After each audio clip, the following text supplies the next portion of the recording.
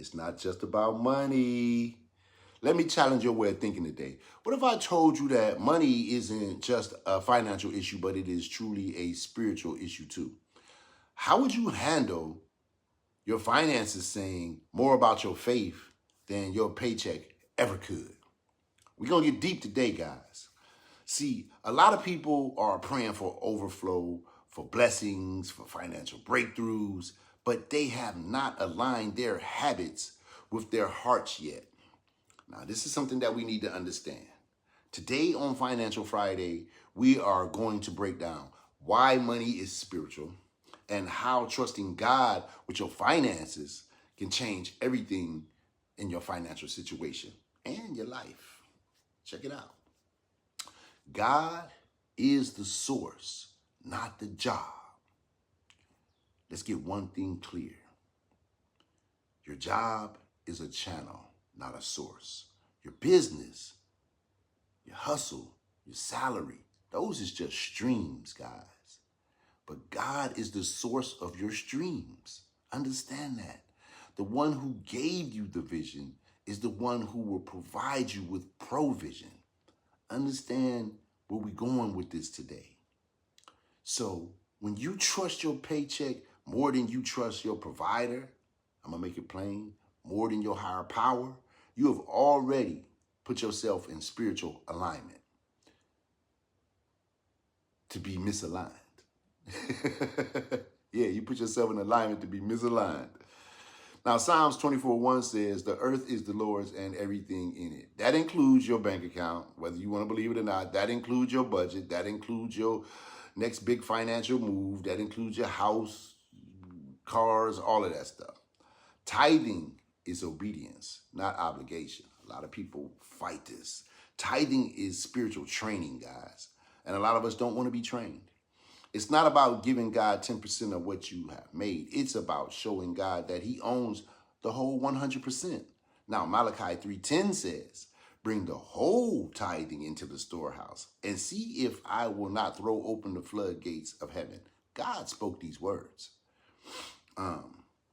You really want overflow? Then start being obedient.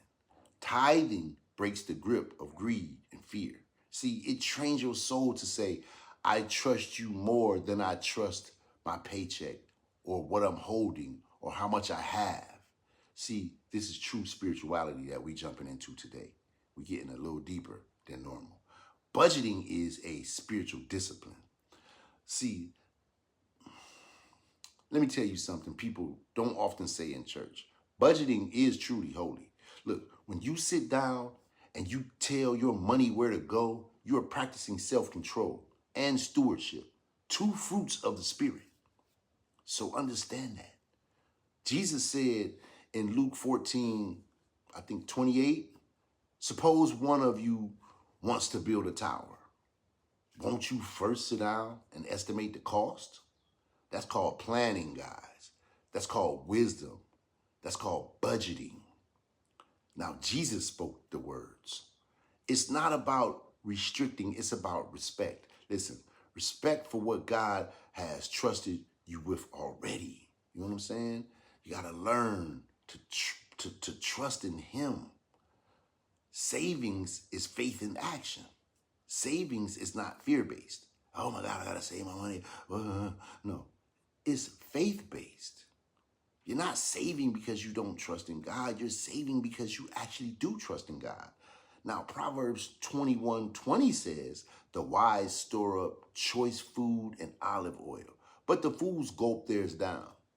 A savings plan is a faith move for the future purposes that God has for your life. See, when you save, you're saying, Lord, I believe I have a future, and I want to be ready for the future that you have planned out for me. Guys, it's rough, but it's the truth. Giving unlocks more than you think it does. Listen, there's a reason Jesus said, it is more blessed to give than to receive. Giving isn't about generosity.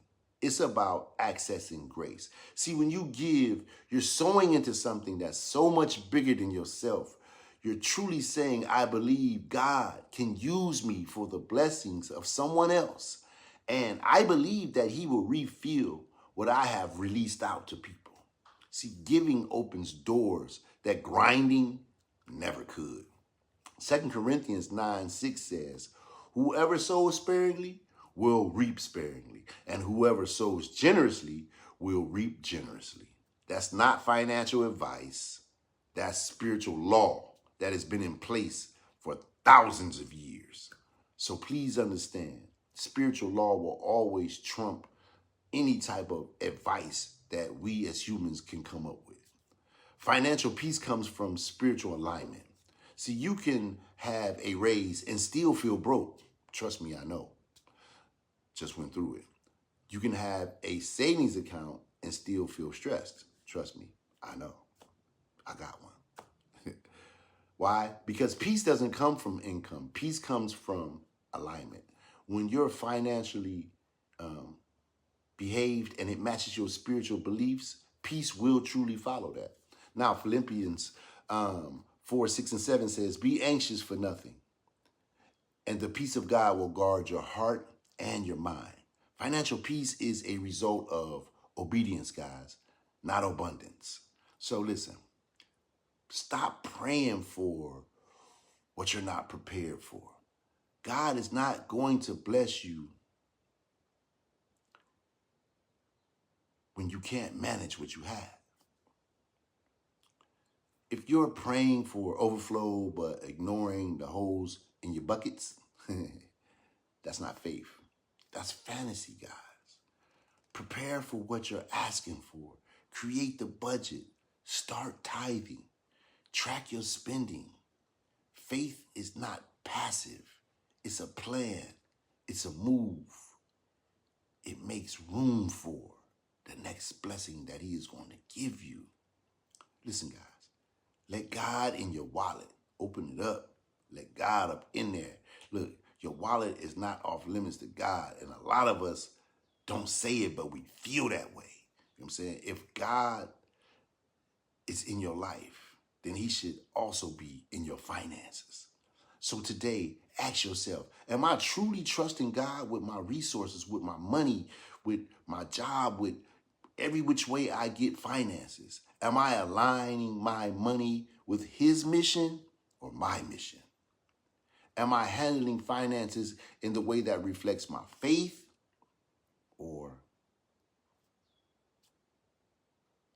if this hit point with you spiritually today, drop an amen. Listen, because when you handle your money God's way, you won't just prosper. You'll have abundance and peace. So from 52 and better on a financial Friday, in everything you do, especially opening up your finances to God, do it better. Peace.